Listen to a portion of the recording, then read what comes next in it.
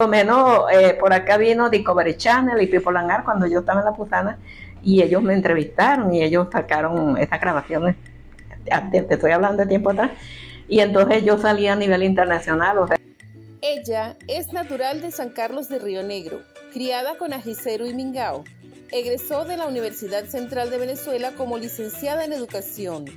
Fue diputada, firmante de la primera Constitución del Estado y más tarde reconocida a nivel internacional como una de las más importantes exponentes de la gastronomía amazonense. Hoy con ustedes, la Nena Silva. Seguimos empeñados en mostrar a las nuevas generaciones todos los personajes que han hecho de una forma u otra historia acá en nuestro estado Amazonas. Y en esta oportunidad tengo el honor de estar acompañada de un personaje muy importante y bien en nuestro estado Amazonas. Ella es, por su nombre de pila, Carmen Adela Silva, mejor conocida por muchos como la Nena Silva. Bienvenida, profesora, a este espacio. ¿Cómo está? Bueno, buenos días en primer lugar. Bienvenida a mi humilde morada. Muchas gracias por darme ese privilegio de ser una de tus entrevistadas, porque considero que hasta la edad que yo tengo todavía no he perdido vigencia. Cuando me toman en cuenta, eso me llena, me agrada, porque veo que a la Nena Silva no la han olvidado todavía. Queremos saber dónde nació y creció la Nena Silva. Bueno, mira, yo nací por allá en una selva, cuando mi papá trabajaba caucho y balatá. En Quimapure, que era así que fundaban como en la selva, como unos ranchitos, y ahí establecían a la familia mientras ellos trabajaban ese caucho. Y entonces yo nací en Quimapure, en ese ranchito, y entonces, ¿por qué me dicen la nena? Claro, porque cuando yo nazco se aparecen unos criollos allá con mi papá, y entonces mi papá, mi cuna, ¿cuál era mi cuna? Una guapa. Yo estaba en mi guapita, llegaron los visitantes. ¡Ay, tan linda la nenita! Ahí así me quedé, porque claro, eso me llamó la atención a mi mamá, que nunca había oído la nenita, ¿verdad? Y entonces, me quedé como la nenita. Y entonces, más pequeña me llamaban, era la Nenita Silva. Después que crecí, esto es lo que me llaman la Nena Silva. Entonces mi papá dijo, no, este sitio aquí en Mapure no lo conoce mucha gente, entonces vamos a sacarle su partida de nacimiento como que nació en San Carlos de Río Negro. Entonces soy sancarleña de San Carlos de Río Negro. Pero mi infancia estuvo cargada de mucha, diría yo, de mucha aventura, porque mi papá tenía un barco y entonces él vendía mercancía y nosotros vivíamos en ese barco. Figuras tú, chicas, que eran tan responsables que mi papá mataba cochinos y metía la grasa en galones así de aceite que se vaciaba. Y entonces, cuando iban a cocinar, sacaban la manteca del cochino y con esa era que se cocinaba el arroz y la comida y todo. Chicas, no existía el aceite. El aceite yo lo vine a conocer después y el aceite comercial no se conocía, era pura manteca de cochino. Ay, ¿y dónde se graduó de bachiller? Bueno, mira, yo originalmente soy maestra normalista, que en mi época, con sexto grado, uno podía ser maestra normalista. Entonces yo tenía una tía monja de la congregación lurdista, entonces ella le dijo a mi papá que me mandara para que yo pudiera estudiar. Entonces me aceptaron ahí como interna y yo comencé ahí mi primer año de normal, pero después no me gustó mucho porque todo lo que yo hacía se lo decían a mi tía, ¿verdad? Yo era así como muy tremenda. Una noche yo descubrí la zanahoria porque entonces había una muchacha llamada Gloria Morales, era tremenda. Entonces ella me enseñó a comer zanahoria. Entonces una noche nos bajamos del dormitorio a buscar zanahoria y nosotros que estamos allá sacando zanahoria, yo no sabía que mi bata el bolsillo tenía un hueco. Cuando llegó la celadora a ver qué estábamos haciendo, yo del gusto metí la zanahoria aquí y la zanahoria me cayó todo para la dirección. No sé, bueno, y llamaron a mi tía y después a mí me daba pena con mi tía porque ella era muy tremenda. Y entonces, claro, yo me salí externa, ya mi papá se había venido para Caracas y yo estudié en Santa Cecilia, estudié hasta el tercer año normal. De ahí me enamoré, me iba a casar con un empresario, a final de cuentas no me casé. Total que me volví a regresar para Puerto Ayacucho Aquí me puse a trabajar como secretaria en la Dirección de Educación, me conseguí una beca, me fui solita para ese coro. Yo llegué a coro a las 5 de la mañana y el señor me dijo, siéntese en esa plaza porque eso todavía está cerrado. Cuando usted vea que prendan las luces para la misa, usted se presenta allá y así es. Y después me vine para acá y me gradué en Nuestra Señora del Valle y saqué mi título de maestra normalista. La Universidad Central de Venezuela está aquí por Juan Noguera, que llamaron a varios estudiantes en Caracas para ver dónde ellos podrían abrir núcleos. Y Juan Noguera se presentó por Amazonas. Y mayor sorpresa para esa gente jurado, que el muchacho le sacó 20. A raíz de eso, ellos vienen a conocer Amazonas, nosotros aquí nosotros los adoptamos. Mira, nosotros éramos choferes, éramos amigos, éramos de todos esos profesores, porque ellos venían. Entonces les resultó muy caro para la poca cantidad de alumnos tener un núcleo aquí. Entonces se prendía el problema que nos querían eliminar. Mira, yo no sé de dónde yo sacaba. Fui a trancar para Caracas, para la Escuela de Educación, a una reunión de directores allá en la Universidad Central, y yo era bueno, figúrate que no lo pudieron cerrar, porque claro, los pocos estudiantes se sintieron tan apoyados conmigo que todo el mundo entonces me apoyó y no nos pudieron cerrar. Fíjate tú que yo tengo el orgullo, una de las cosas que he hecho bonita en mi vida, pues que cuando sale nuestra primera promoción, la que habló en el aula magna fue esta que está aquí. ¿Y en su paso por la educación hizo alguna especialidad? No, yo después que saqué mi título de licenciada en educación, yo dije, ay no, ya yo no quiero ser ni doctora ni tener especialidad. Pues no se manejaban los cargos, era por posiciones políticas y no por credencial. Y entonces yo dije, no, porque yo voy a seguir estudiando, yo me quedo raza, licenciada raza, dije yo.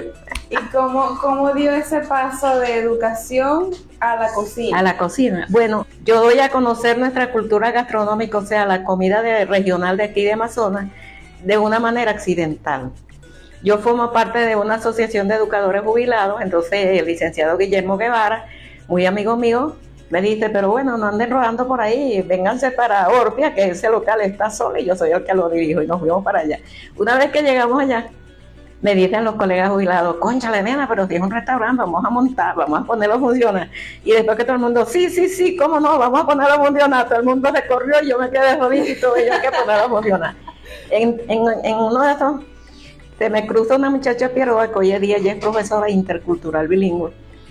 Y entonces se pone a trabajar conmigo y me dice, nena, vamos a dar a conocer nuestra comida regional, porque claro, yo que sí, carne asada, que sí carne, que sí pollo, ¿verdad? Entonces yo le dije, ¿tú crees? Vamos a hacer la prueba, me dijo ella. Ajá, compramos un poco de pescado, asamos, hicimos ajicero, todo eso. Y en una semana, y los carros pasaban por allá, por la avenida, frente a los lirios, y nosotros con nuestra comida ahí. Hasta que por cosas, alguien le hace el comentario a Valentina Quintero, que había un restaurante donde se preparaba la comida autóctona de aquí, amazonense, ¿verdad?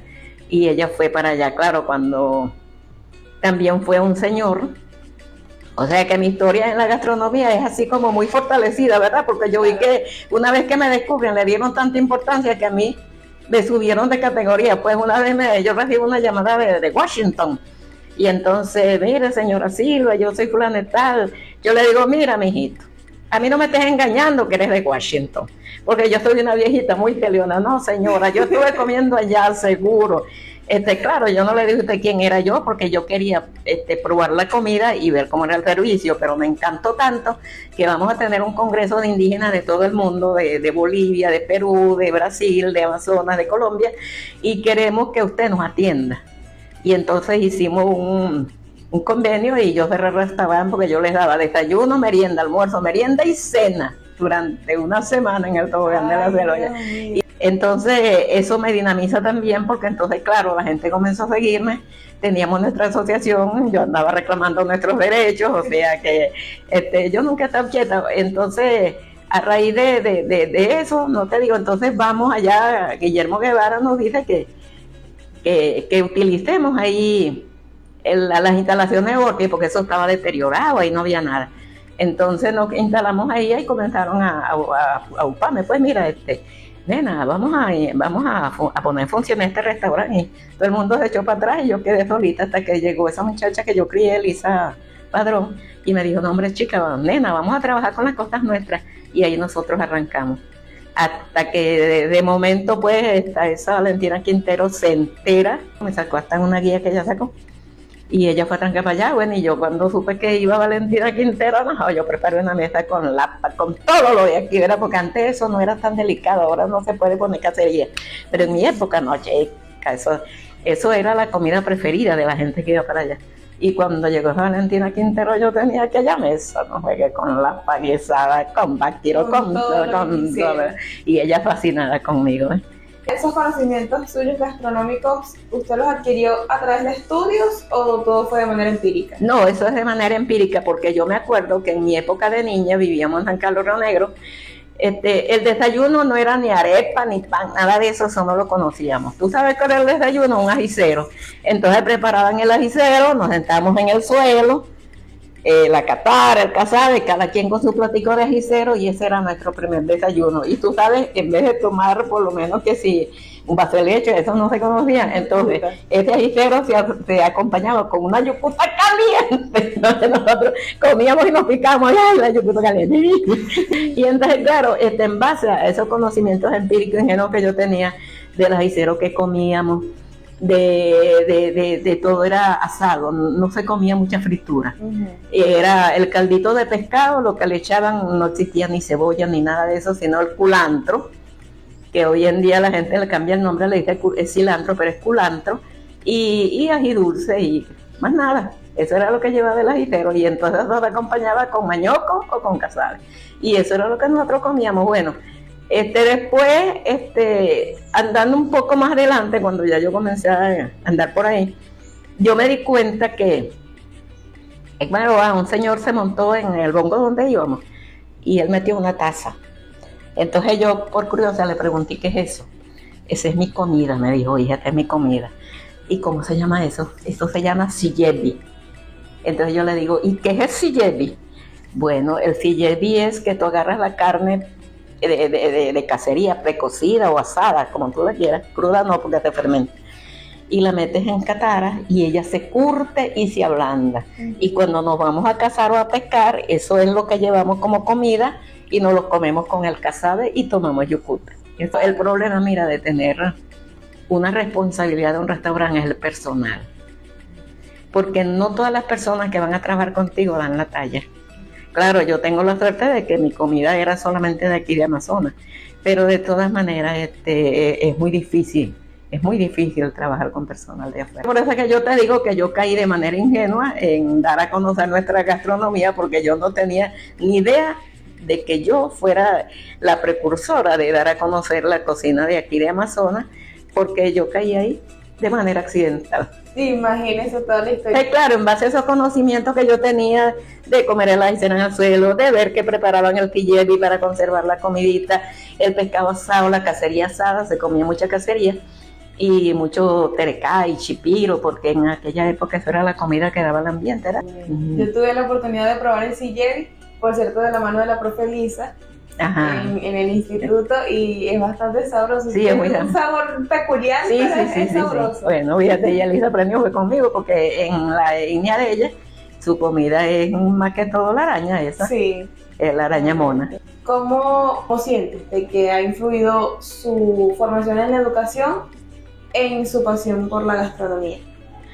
Bueno, realmente a mí la educación me sirvió de base. Me sirvió de base porque una vez que me jubilo y tengo mi tiempo disponible, comienzo por accidente, como ya te dije, a trabajar en este restaurante. Se me cruza Elisa Padrón, que yo la tuve cuando niña. Entonces ella es la que me sugiere que trabajemos con la cocina. Aquí yo le dije, verdad que sí, chica, la primera vez que me entrevistaron, yo expliqué eso, ¿verdad? De que si todas las regiones tienen su nombre y tienen una comida característica especial, Amazonas no había demostrado nunca cuál era su comida típica. Y entonces eso fue lo que me motiva a que yo saco el ajicero como, no sopa, porque no es sopa, este es un caldo, como el caldo típico de aquí, bueno, y la otra comida que es lo básico de aquí de Amazonas es la yuca y el pescado. ¿Por qué la yuca? Porque de la yuca se saca el mañoco, se prepara el casabe, se prepara la catara y se prepara el mañoco de almidón. O sea que la yuca es el alimento primordial de aquí de Amazonas. ¿Qué cambios ha podido ver usted a lo largo del tiempo en cuanto a la educación en Puerto Ayacucho? Bueno, mira, chica, a mí me da como mucho pesar porque hay cambios muy radicales. Te explico por qué. Porque antes uno formaba a los muchachos con la parte humanizada, pero ahora con la tecnología moderna, mira, un nieto mío se me siente ahí, no habla con nadie, eso es. O sea que la parte humana de socialización se está perdiendo. Y entonces yo, cuando no me comida familiar, yo digo, me hacen el favor y me guardo los teléfonos. Porque aquí vamos a conversar, aunque sea embuste, aunque sea lo que sea, pero tenemos que conversar. Claro, porque ¿para qué invitamos si todo el mundo va a estar con un teléfono dándole ahí? Entonces, claro, no es que yo sea una vieja peleona lo que va a ir. ¿Y qué desafíos ha enfrentado usted como profesora, como educadora, y cómo los ha sabido sortear? Bueno, mira, en un principio los desafíos se me presentaban muy grandes, sobre todo cuando comenzó la tecnología moderna, pero sin embargo yo mantuve mi condición de ser una maestra tradicional porque yo siento que de esa manera se aprendía más. ¿Ves? Porque hoy en día la gente es poco conversadora. Por lo menos yo te puedo contar toda la historia de aquí de Amazonas, ¿verdad? Y tú le preguntas a un muchacho, ¿cuántos municipios tiene el estado de Amazonas? Y no saben responder.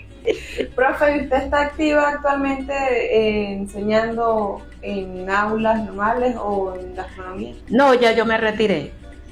O sea, yo me retiré porque uno tiene que estar consciente de su realidad, porque de repente yo estoy aquí conversando con ustedes y yo estoy lúcida. Pero hay momentos en que yo por lo menos salgo de aquí para allá y cuando llego ya a la mitad, que era lo que yo venía a buscar. Ay, creo que eso nos pasa a todos, en realidad. Pero entonces yo digo, y claro, pero todavía la gente me sigue invitando, por lo menos el 28 voy para un conversatorio que es de mi comadre Crisálida, y entonces tenemos nuestro compartir los fines de cada mes. En ese compartir le celebramos los cumpleaños de todos los colegas que cumplieron años durante ese mes, y ahí gozamos un pullero porque es un poco de torta, cada cumpleañera lleva su torta, y yo como soy muy tortera, yo siempre cargo mi tacita, entonces comienzan a me gallo, llegó la vez. Claro. ¿Cuál es su plato favorito? La lapa guisada. ¿Ves? ¿Por qué le gustaba la lapa?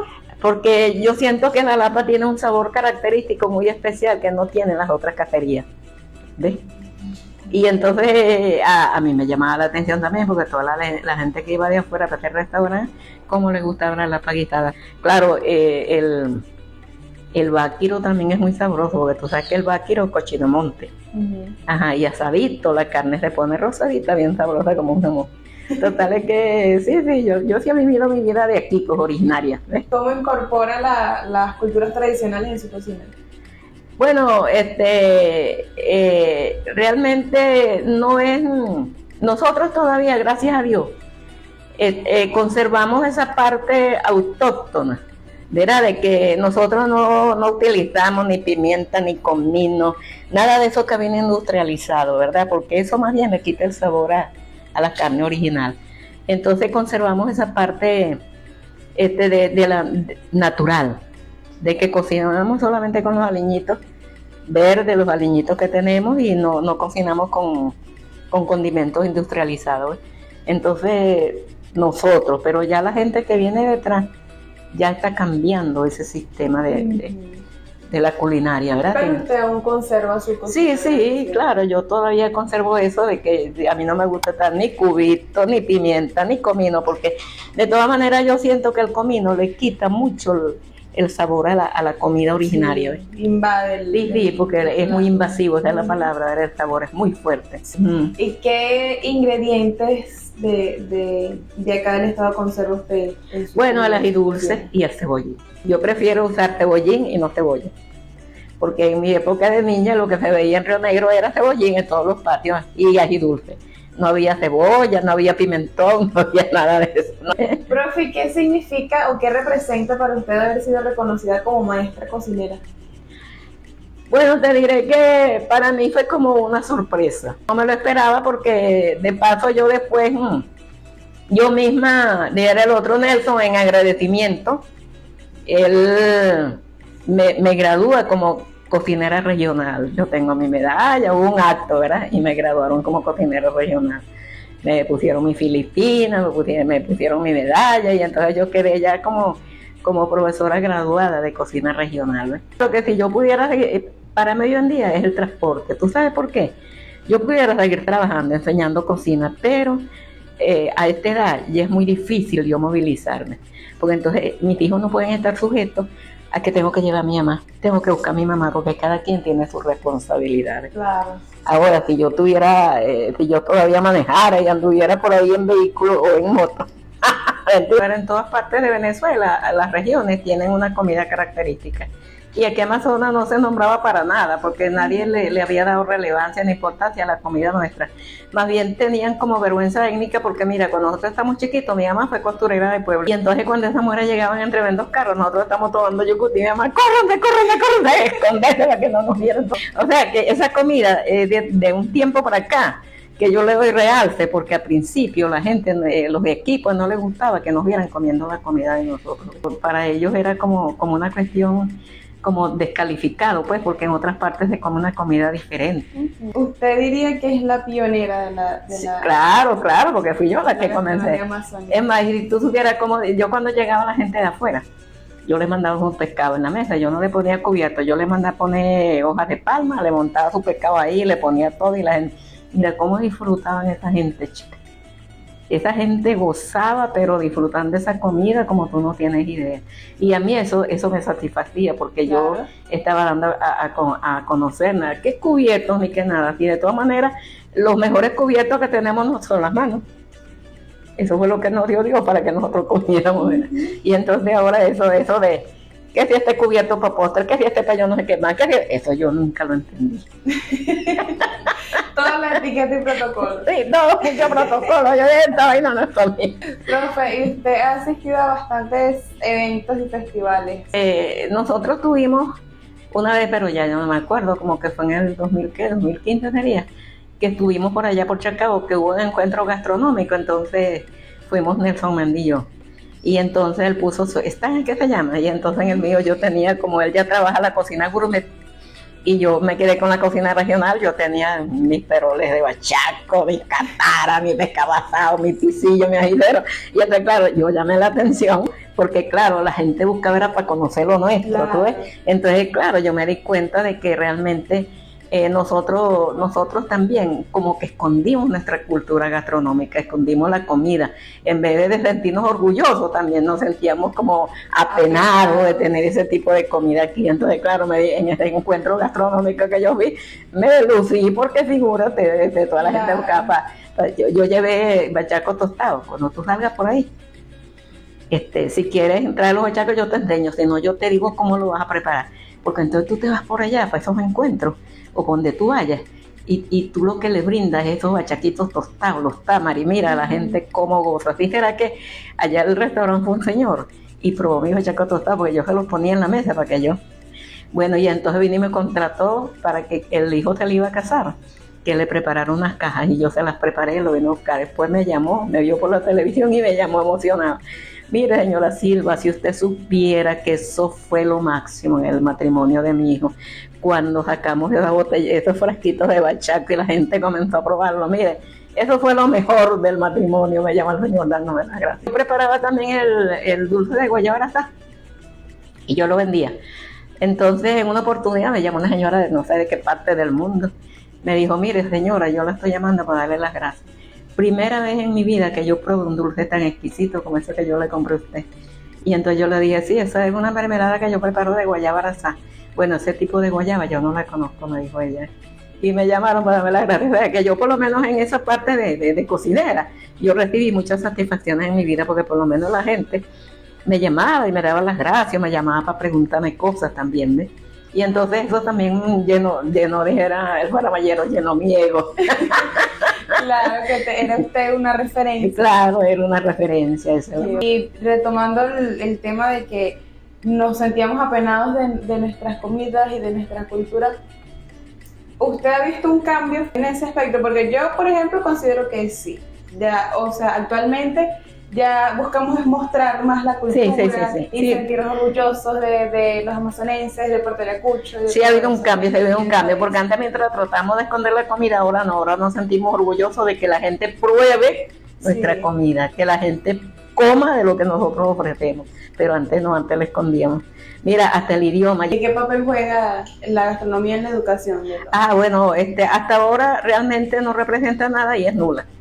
Porque de todas maneras los docentes o maestros, profesores o licenciados que están dando clases se afianzan más en la tecnología moderna que en la parte oral, que es lo que permite que nosotros nos comuniquemos de manera verbal, ¿verdad? Entonces, se pierde porque de todas maneras los profesores no investigan, no leen sobre el estado Amazonas, no leen sobre los idiomas, como yo te dije, porque yo por lo menos, si yo fuera directo, antes yo no lo pensé, pero uno es transitorio, pues, pero aquí debían poner como norte principal en los profesores que vayan a trabajar, que por lo menos conozcan uno de los idiomas nuestros. Claro. Y que trabaje con ese idioma, porque si trabajamos aunque sea con uno, nosotros rescatamos los idiomas de nosotros que se están perdiendo. Sí, y eso es parte de lo que a usted le gustaría que las nuevas generaciones... Que recuperáramos esa parte y que lo implementáramos en el pensum de estudio. Eso sería una de las para Amazonas, que se debería implementar, uno por lo menos, aunque fuera el más fácil, pues, el jibi, el tajamones, el tuyo. Sí. En el pensum de estudio, por lo menos que los muchachos aprendieran a saludar, porque fíjate, a veces hay muchachos que van por las universidades. En la de Mérida, un muchacho vino a buscar mi asesoramiento porque a él le iban a preguntar, por lo menos que saludara en un idioma. Y entonces me vino a pedir orientación y yo tengo un alumno que estuvo en la escuela de cocina y él de allá, de donde está, como creo que está en Bogotá, fundó su pastelería y su broma. Entonces hay cosas que él me manda mensajes para que él le diga cómo se escribe, cómo se pronuncia. Profe, si usted pudiera hacer algo distinto, si tuviera la oportunidad de empezar de nuevo su carrera, ¿lo haría? Claro, yo lo haría, pero en este sentido de que me buscaran un grupo de profesores activos y yo le pueda dar orientaciones en mi idioma, ¿verdad?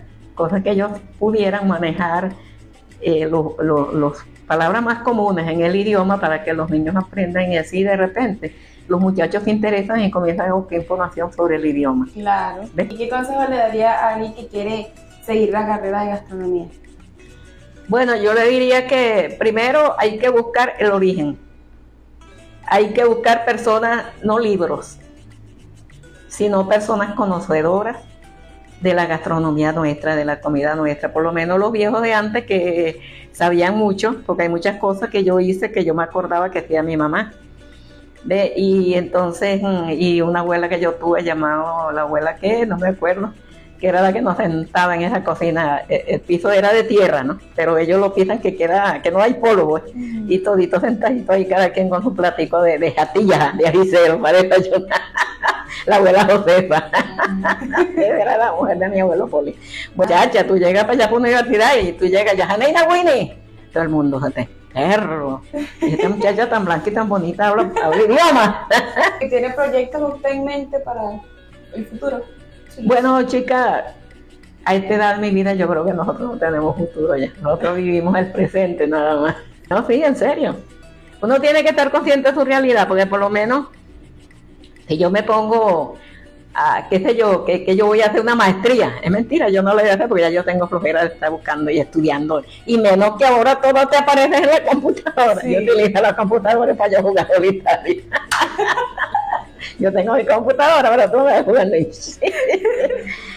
Usted está tranquila. Claro, y por lo menos por acá vino Discovery Channel y People and Art cuando yo estaba en La Putana y ellos me entrevistaron y ellos sacaron esas grabaciones, te estoy hablando de tiempo atrás, y entonces yo salí a nivel internacional, o sea que yo dije, cónchale, a mí me conocen a nivel internacional, pero yo no conozco el mundo, porque como ellos me pasaron por ahí una gente que vino estaba promocionada.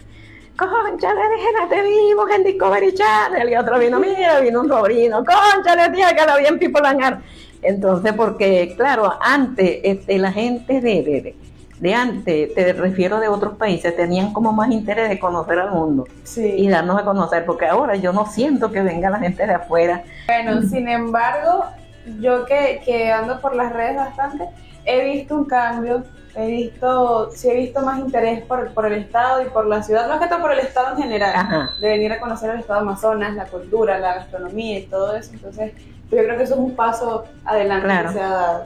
¿Cómo se siente usted al ser parte del centenario de Puerto Ayacucho? ¿Y cómo ve el panorama? Bueno, yo me siento satisfecha de haber hecho el aporte que le di a mi estado Amazonas, porque creo que lo que yo hice en mi vida, eso sirvió como de base para dar a conocer ciertas costumbres y la cultura gastronómica. ¿Qué le gustaría ver en esta celebración de los 100 años de Puerto Ayacucho? Bueno, chica, me gustaría que se rescatara, como yo te digo, parte de la cultura nuestra, ¿verdad? O sea, que no es que yo vaya a ir, pues, vamos a suponer, un evento de comida y que yo veo solamente espagueti, Ujú. ¿ves? Que yo vea solamente pizza, que yo vea solamente hamburguesa, porque eso no es nuestra comida. Sería bueno que uno fuera para un encuentro gastronómico para la celebración de Puerto Ayacucho y que se diera un estar con la comida típica de nosotros, que si el piquillo pescado, que si el pescado asado, que si el ajicero, que si el mañoco, que si la catara, que si el casabe, eso, ¿verdad? Claro. Que si el mañoco almidón, todo lo nuestro, pues. Si fueran a hacer una exposición gastronómica, que hubiera uno especial para la comida nuestra. Porque nosotros no nos criamos comiendo hamburguesas ni perros calientes. Claro. Nos regala unas palabras o un mensaje para las futuras generaciones de educadores y quienes decidan emprender en la profesión de gastronomía. Bueno, mira, no solamente para los educadores y para los que quieran, porque te voy a decir una cosa y con mucho orgullo. Verdaderamente yo he observado y me he dado cuenta a nivel internacional que hoy en día la gastronomía y los cocineros, que ahora los llaman chef, ¿verdad?, tienen mucha importancia a nivel internacional. Porque no es solamente aquí, yo veo muchos programas y donde muchachos y van doctores y profesionales que se meten en ese mundo de la gastronomía y resulta que le dan más importancia que a su propia profesión. Entonces ya yo he visto que la profesión que tiene mucho valor hoy en día es precisamente el ser cocinero. ¿Oye? Sí. Porque de todas maneras yo a mis alumnos siempre les he dicho, uno tiene que ser humilde y no llegar uno diciendo yo soy esto, yo soy, no señor.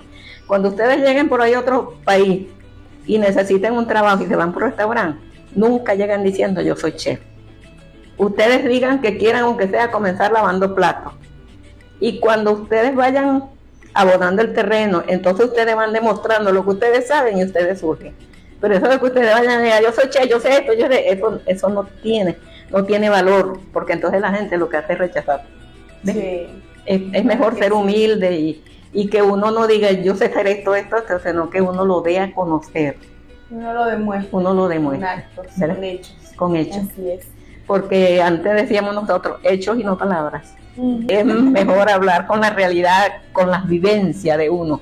Porque a esta altura de la vida uno lo que tiene son muchas vivencias. Yo por lo menos, Así es. ahorita el 28 yo voy a ir para el conversatorio de mi comadre Cristalia. Y luego el 31 tenemos nuestro compartir. Tú nos vieras a nosotros los viejitos en ese compartir. Logramos un pullero, manita, gordita. De verdad, pues nos sentimos muy orgullosos por una representación tan digna como la suya acá en el estado Amazonas. Y de verdad que pedimos pues a Dios que le permita seguir aportando acá al estado. Y fue todo el éxito del mundo para usted. Ay, muchas gracias, mi linda.